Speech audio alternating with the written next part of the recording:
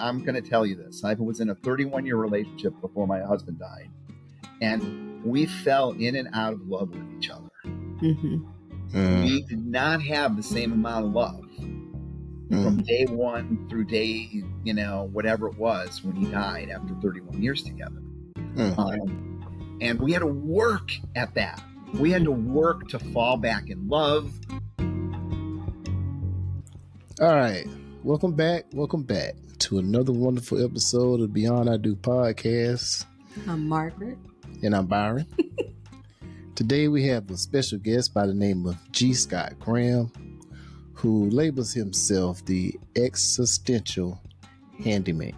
And I believe him. Yes. And you want to stay tuned to this episode because after hearing him, you too will be a believer. That's right. Check it out. So, existential handyman. If you could tell us what that means, explain to us the duct tape when needed. If you could explain that to us. Well, I changed that. I created that tagline. I was trying to figure out some way that was compelling that I could really describe to people what I do. And I came with that line, existential handyman who, helps people piece their life together with a little duct tape here and there. Yes. And that has gotten so much traction on Google. People ask me, what is that? What is that? It's great. So part of my work is to help connect people with something bigger than themselves. I don't want to just solve somebody's immediate problems. I want to help somebody connect to the bigger vision of their life because what are we here for? Right. We're not just here to make it through and muddle through and paint the shutters of the house and make sure the edging on the driveway is just perfect. I mean, there's so much more to that. And so I want the bigger picture to come up around that. And then the duct tape piece means that, we're very pragmatic, that there are some things that, don't need a big, huge fix. You just need a little bit of duct tape and that's going to really hold it together and make it work for you. And so it's a very kind of pragmatic application of an appreciation for your bigger vision in life. Right. I like that. Yeah. I like how because duct tape fixes everything. It does fix everything. It pulls everything together. And with your help, people will know why, when, and where to apply said duct tape. Yeah. To live and not just survive, to thrive. Exactly. I mean, think about what happens. We reach these places in our life where we're just compelled to figure out what am I doing? What the heck am I doing? Right. You lose your job, somebody dies, something happens to your house, something big happens, right? You reach retirement age and you're like, is this what it's all about? What am I doing? Right. And that's an existential crisis for folks to try to figure that piece out. And they can either choose to bury their head in the sand and continue on what they were doing. And then they're going to be, 90 years old and have a lot amount of nothing. Or they can say, I'm going to do something about this. Yeah. Right. Now I can relate to, being somewhat of a handyman and the use of duct tape because I'm kind of like a jack of all trades, but a master of nothing. And so when I think about the use of the duct tape theory and, the existential handyman, as you call yourself, how did you get to become this phenomenal handyman? I think part of the piece for me is that I have an unquenchable thirst for knowledge. And so I'm really good at stuff. I'm not trying to be really brag. It probably sounds really arrogant to say I'm really good at stuff, but I'm an EMT. I'm a firefighter. I teach Tai Chi. I've written 31 books. I run a farm animal rescue. I'm a licensed psychotherapist. I'm a drug and alcohol counselor. I sell life insurance. I'm a licensed health insurance agent. Oh, yeah. I mean, it goes on and on and on, right? And so this year I realized, oh my gosh, this year I realized just to maintain the certifications and licensures that I had, I needed to do somewhere around 300 CEUs a year. I'm like, I'm done with this. This is just getting a little too crazy. I'm spending all this time to maintain these certifications. And so I started slicing away. I'm like, I'm going to let that go. I'm going to let that go. Right. And a lot of it has turned into, well, I don't need to have that anymore because I guess I'm kind of an expert because I've written 2 books on this topic. And so I've let some things go, but I haven't let the knowledge go. Right. Right. Right. Mm-hmm. So you might not be a certified carpenter anymore or a certified plumber, but you can still go and plug somebody's toilet. You still Right. retain the knowledge of how to do that, Yeah. even though the Yeah. license is there. Right. And that's kind of how it is for me. I let those go, but I still have those knowledge pieces. That knowledge and that love for learning, that's beautiful. But the really good part is the sharing of that knowledge with others Yes. and helping others. I'm sure you're the go-to person when somebody needs advice or guidance with something, because you just name things there that Yeah. between the insurance and all those things that people have questions about. So I'm sure that you're the go-to person with those questions. And so to share that knowledge is just, that's a beautiful thing. I am, and actually it's been very. Well, we were talking earlier that I've suffered a triple femur fracture from going down an obstacle at a Tough Mudder race, and it's been very. It's really opened me up because people do tend to come to me, and now I have to go to everybody. I have to Oh, go to wow. everybody because I can't bend over and pick something up off the floor because of the fracture and the dislocation. I can't put any weight on my left leg. I cannot bend over to put my shoe on. So I have one shoe on and one shoe not on. I've been wearing a shoe for now 6 weeks. Oh. Wow. And so I asked somebody to come over today to help bring my groceries in from my vehicle because I can't do that Wow. right now. And Right. it's been humbling. I was Yeah. gonna say, Yeah. I'm sure that's a change having to be Right. the one to ask for And help. Yeah. and not just humbling from an ego standpoint.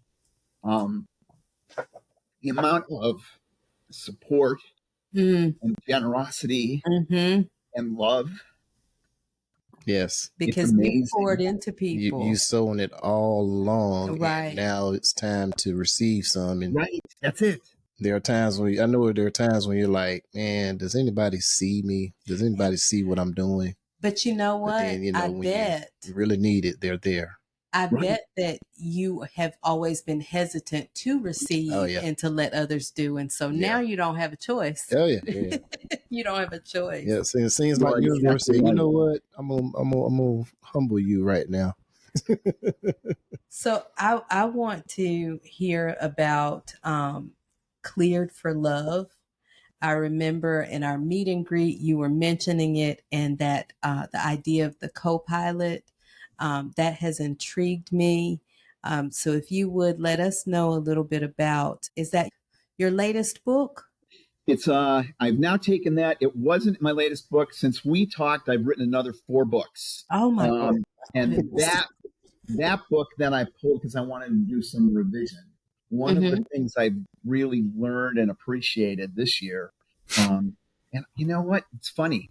We get wrapped up in our lives and we think, like even somebody who like you look and say, "Oh, he's a coach. He's got his act together." We think this is the way it is. It has to be this way, and no other way is going to be acceptable. And I did that with my writing. I would be like, all right, I have to write this way. I have to write an hour every day and it has to be this certain process. Otherwise, I'm not really a writer. And I've thrown that out the window and I'm kind of going with where my emotions and soul feed me. And I'm making decisions based on that as opposed to an external rule of how things should be. And so when we talked, I was working on finishing up Cleared for Love, and it was just about done, ready to go. And I thought, it needs a little bit more revision. And then I got wrapped up into writing these 4 books around taking Taoist philosophy and incorporating that into some of the other topics that I've written. So I've written the Tao of Equanimity, the Tao of Grief, the Tao of Psychedelics, and in September the Tao of Dogs is coming out. So anyway, my laptop, I have different Chrome profiles for work, personal, podcast, old work, and then each Chrome profile has multiple tabs open. And I would imagine that's what it sounds like up there for you. That is what it's like up there. Several tabs, I can imagine. The idea of relationship and the pilot co-pilot. Right.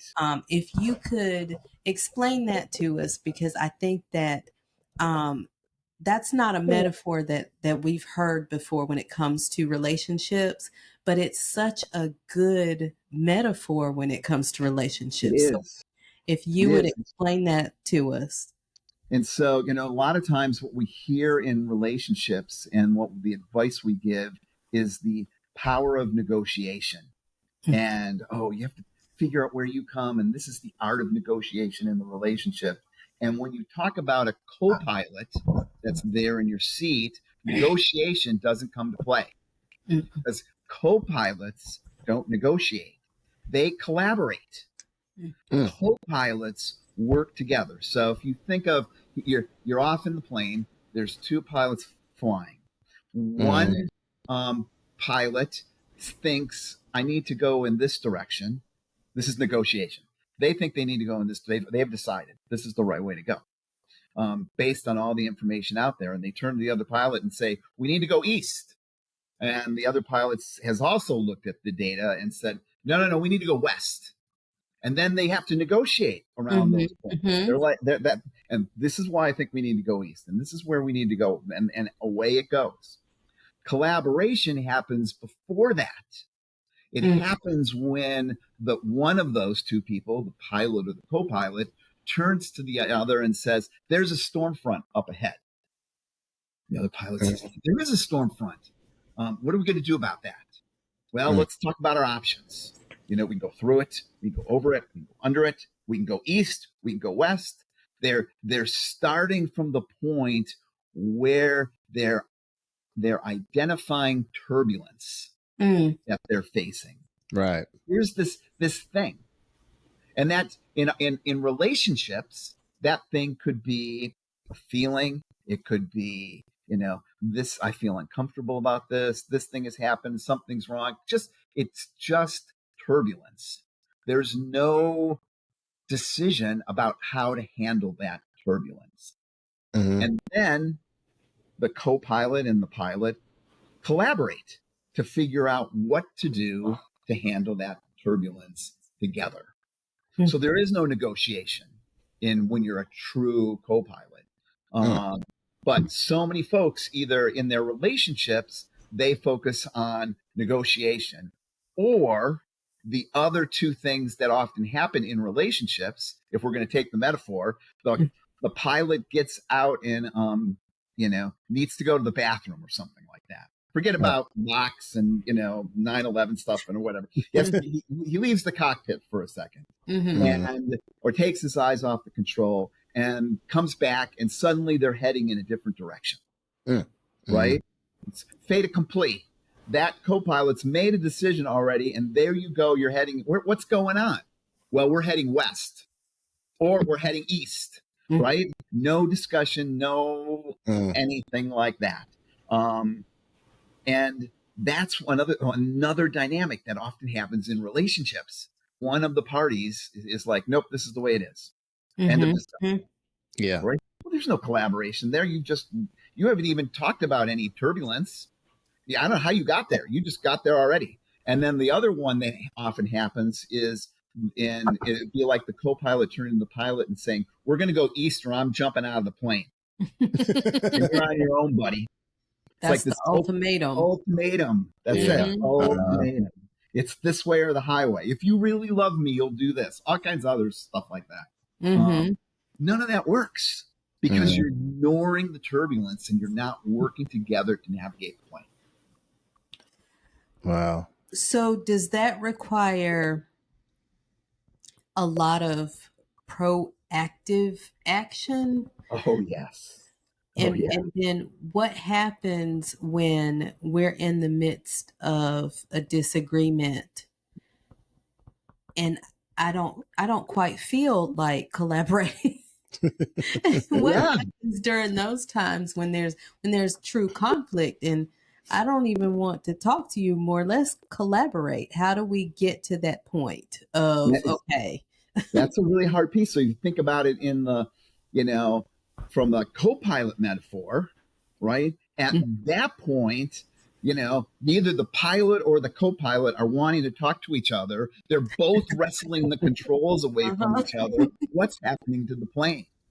So it's very important to be proactive in that process and very important to kind of plant seeds for collaboration early on.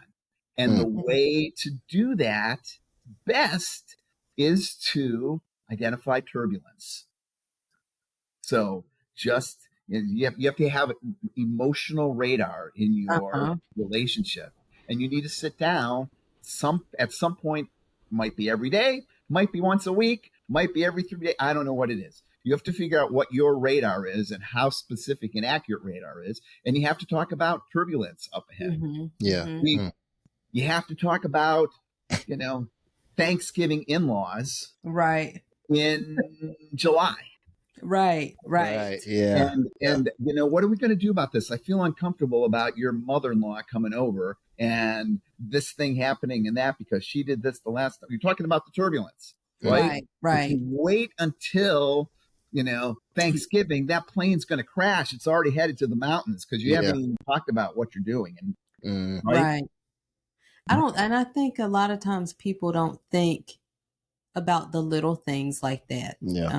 That could potentially become the big things in the mountains that you crash into. It's funny. We identify these things in almost every aspect of our life. Like you said, you have a computer. Everybody's got a computer. Most people have some sort of virus software installed that does regular scans that identifies potential problems before they happen. Right? Turbulence up ahead. You downloaded something from some site that you went off to, hack some movies, look at some porn. God knows what you were doing, but you were on some site and boom, there's some thing on your computer now. Let's clean that up.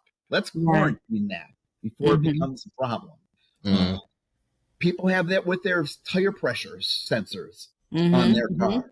Right? So you're less likely to be on the side of the road with a flat tire because this thing comes up, Unfortunately, what do a lot of people do when that thing comes up?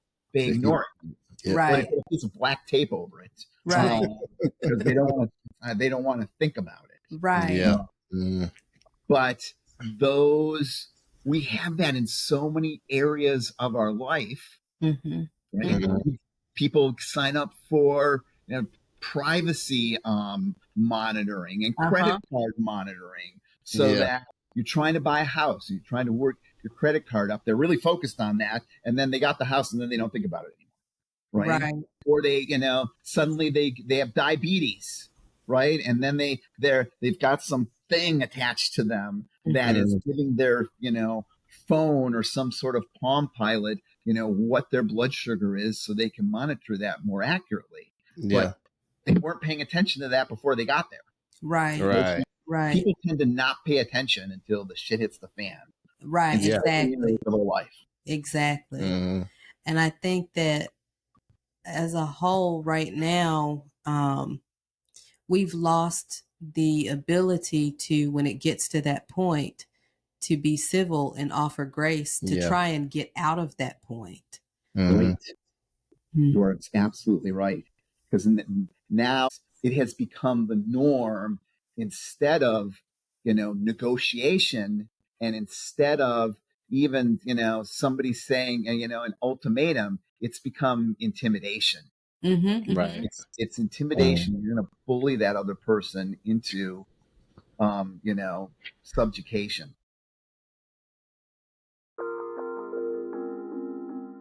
What would change if you stopped guessing and start building on purpose?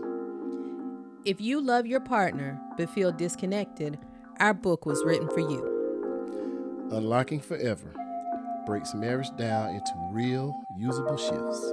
No fluff, no perfection. Just practical ways to build a marriage that lasts.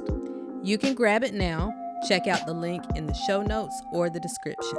And until next time, we gonna holler at y'all. I think too that you have a lot of people who are willing to crash the plane. Yeah. To crash the plane because neither of us will get there. Yeah. Yes. Yep. Neither of us will get there. Yeah. Think about that. What a scary attitude that is, right? You want to crash this plane? I'm going to crash this plane. Right. I'm And going to teach you. There again, I love the metaphor because it puts things into perspective in a more like you know the destruction of a plane crash. You understand how destructive that is. When you are in a relationship and you are not addressing those things, there's a level of destruction there. Yeah. Especially if you've created a family, if you have children, you have to think about all of those others. So I love that metaphor because I mean it's a lot.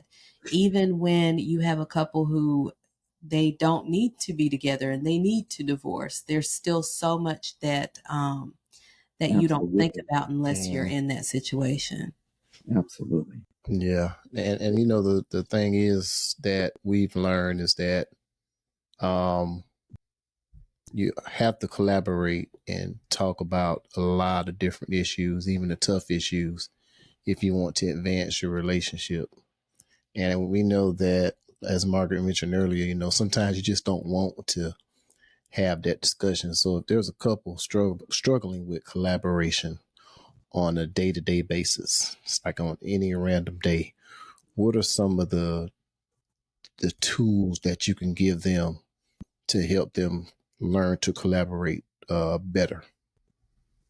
So there's a whole bunch of activities that you can do, and I talk about them in the book and outline exercises in the book that people can do together.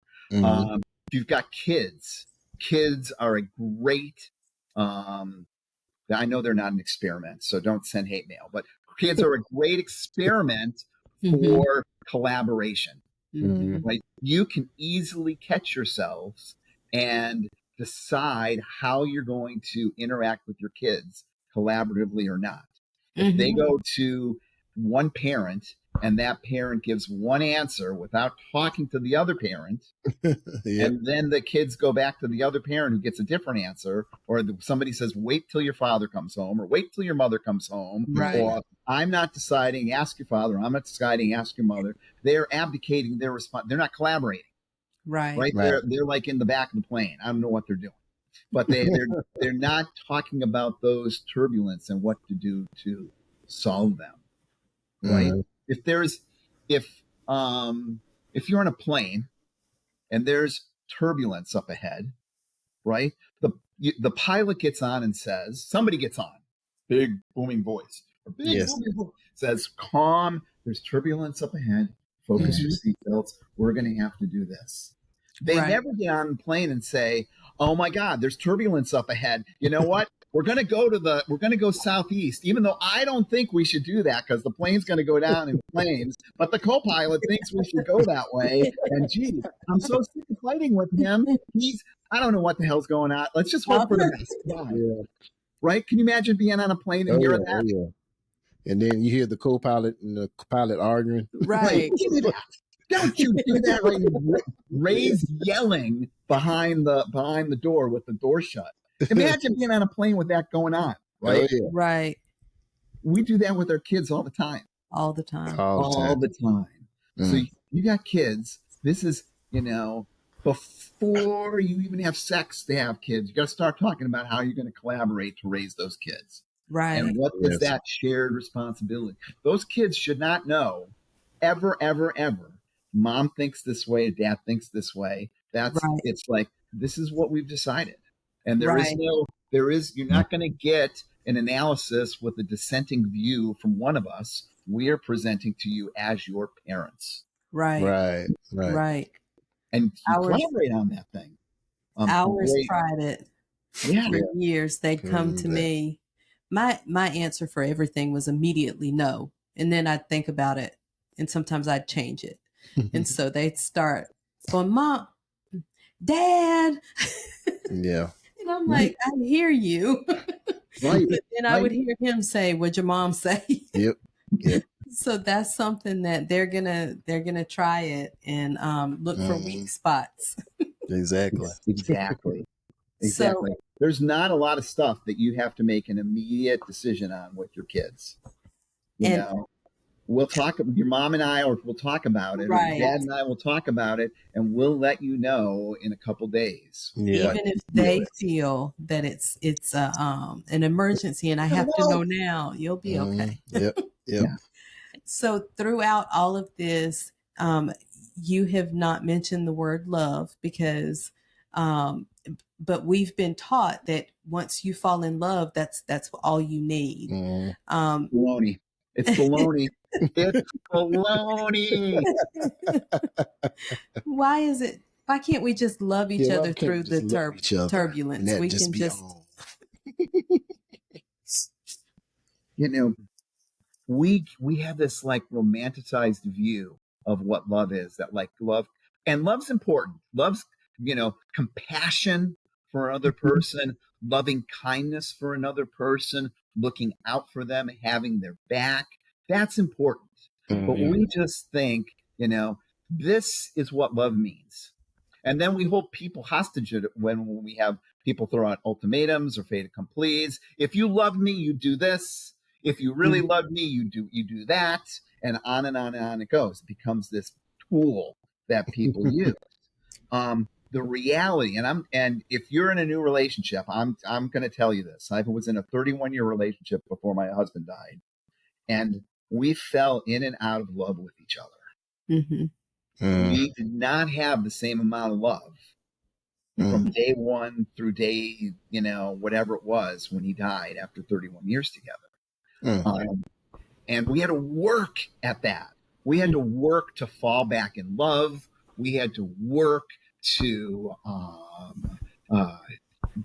rekindle passion in our relationship. Yes. Because something's going to happen someplace. You get in a relationship when you're young, and your hormones are firing all over the place. You're having sex every 5 minutes, and it's just massive passion.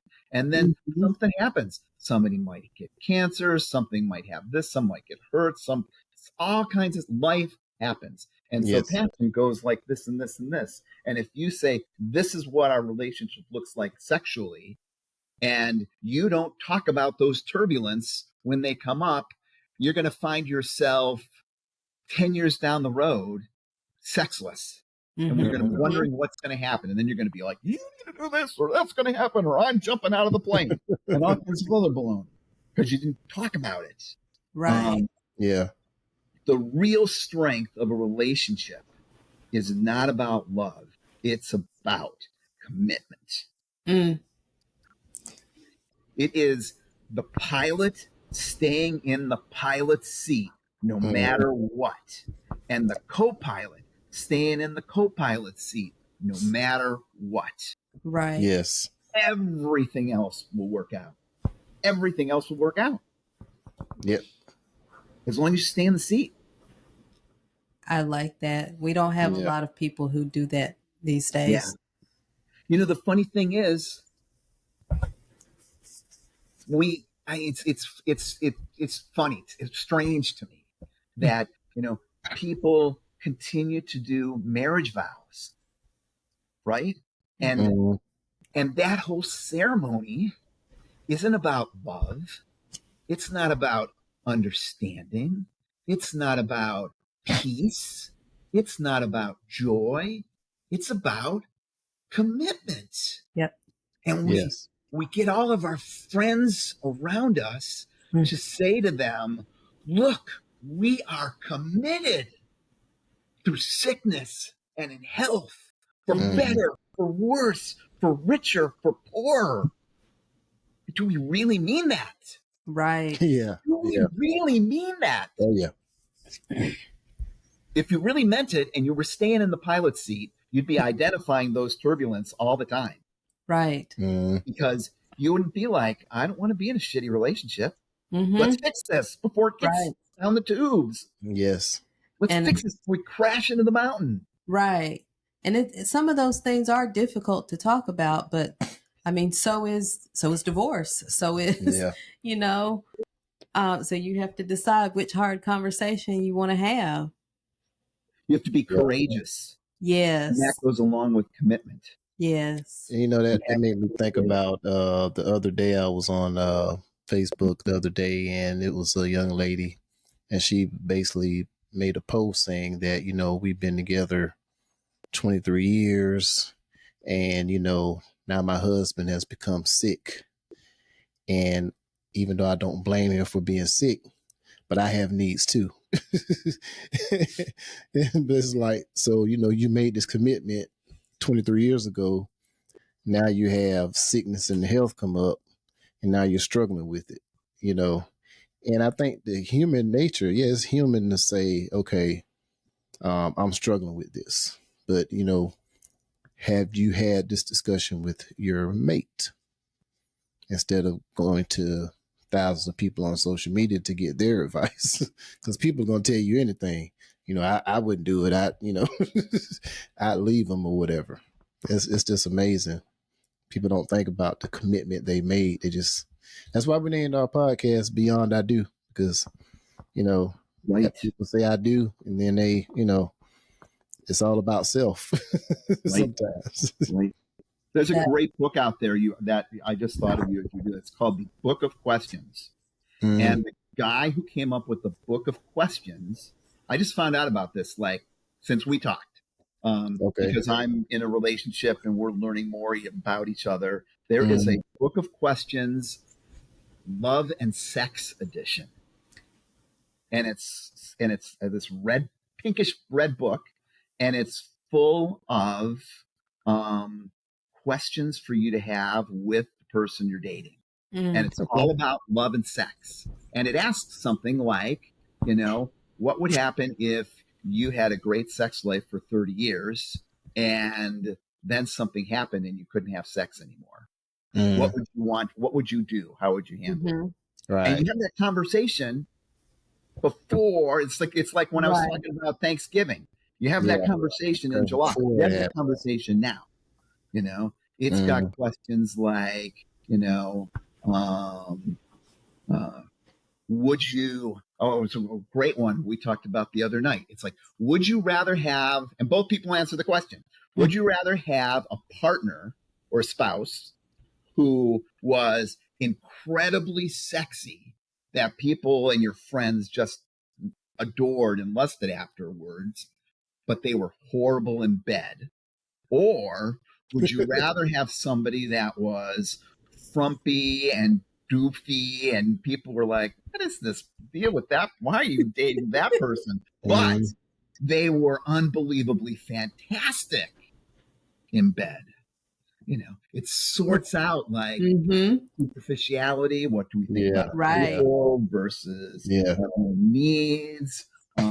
Real. So it's the Book of Questions. I think it's the Love and Sex edition. That's wonderful.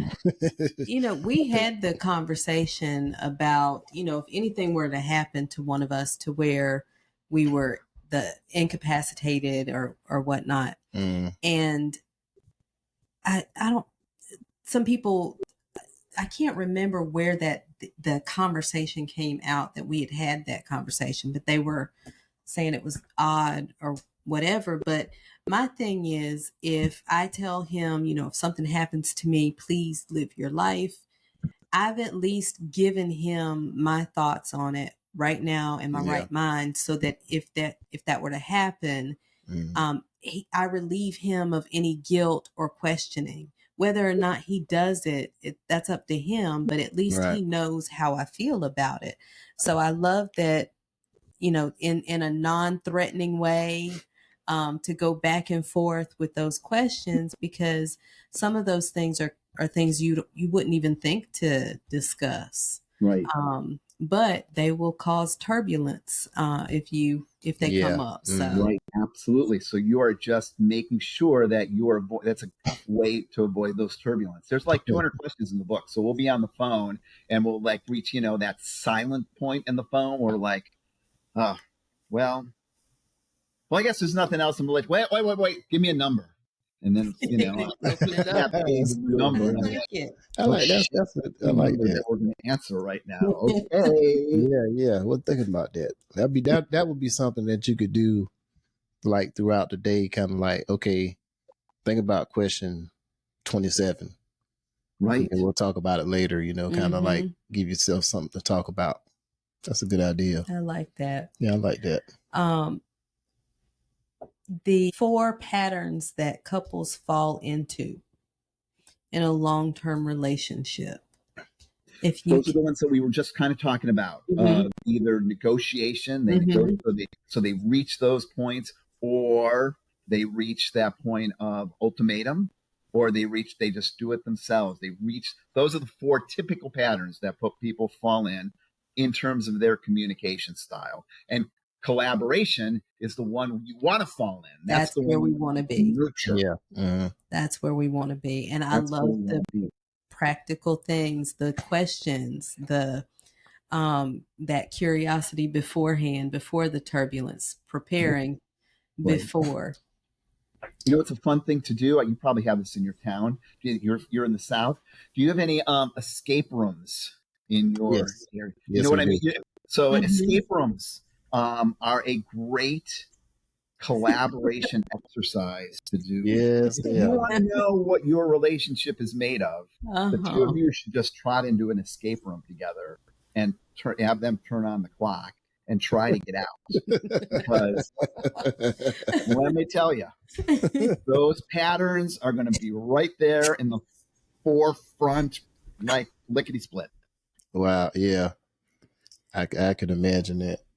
We need to plan that. Need to plan one. Yeah. We've never been, and I've wanted to go with a group because I don't care for people all that much. So I don't want to be in there with strangers. So I'm like, we need enough people to do it. We know. But I don't know. Maybe we need to do that and see what happens. See if we come out on the other side still pilot and co-pilot. Yeah. One of us flies into the side of the mountain. So before we close out, I want to get to one question that we had for you. So you talk about couples defaulting to conflict, compromise, or quiet resentment. Why do these habits feel so normal, and how do we start breaking those habits?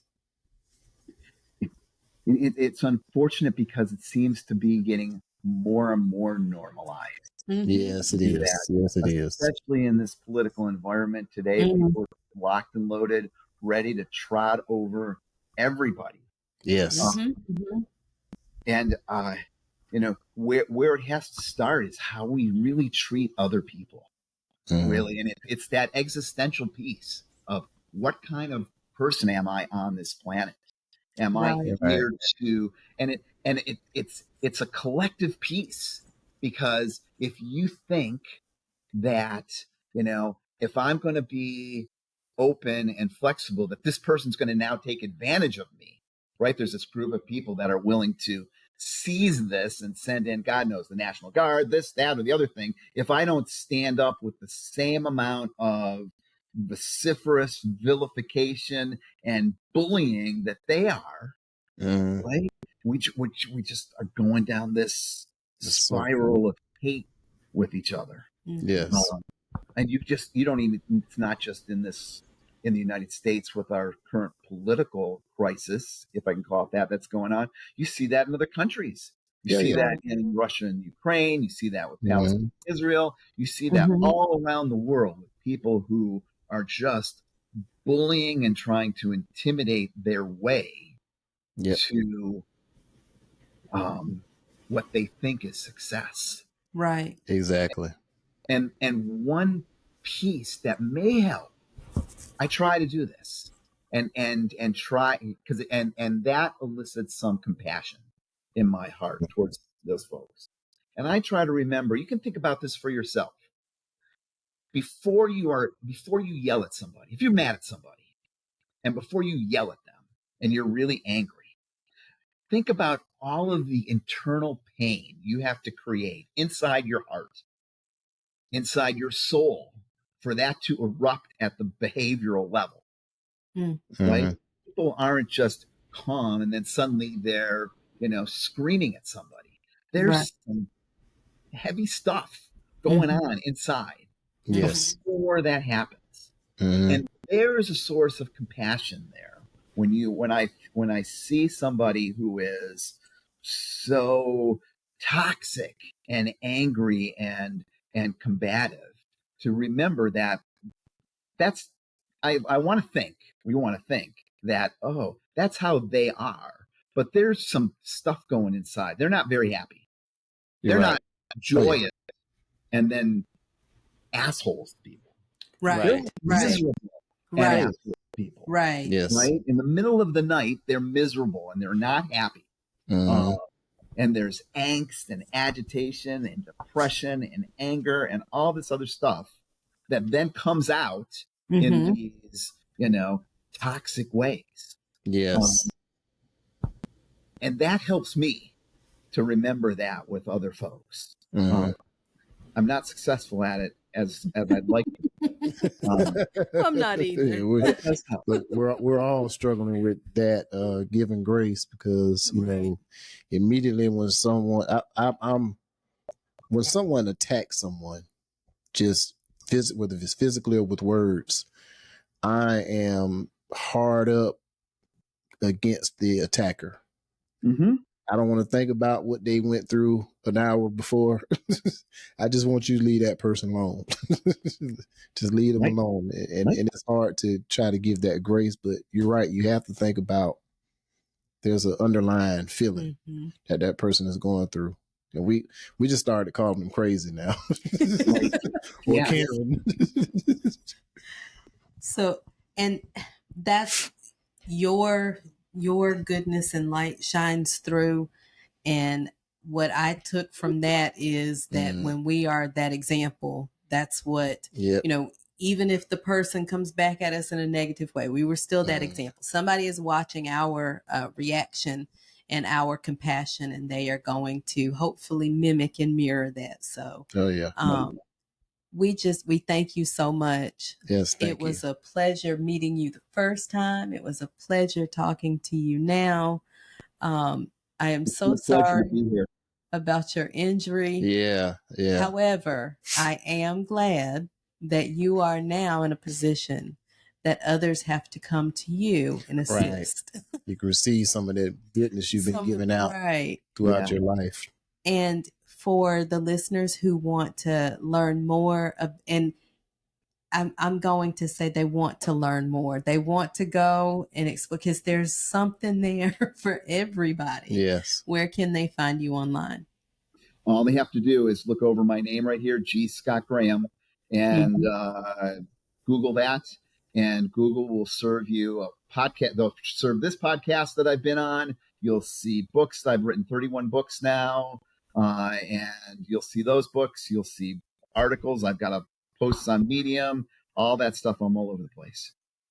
Well, we thank you again for your time. Yes, sir. And for your wisdom. We appreciate it so much. And we wish you continued healing. Yes. And you get through that pain. I wish you continued healing. Yes, thank you. I bet you do. All right. We man. told you so. Yeah. That was a good one there, That man. was, you name it, he's done it. I thought I was a jack of all trades, but made me feel like I wasn't nothing.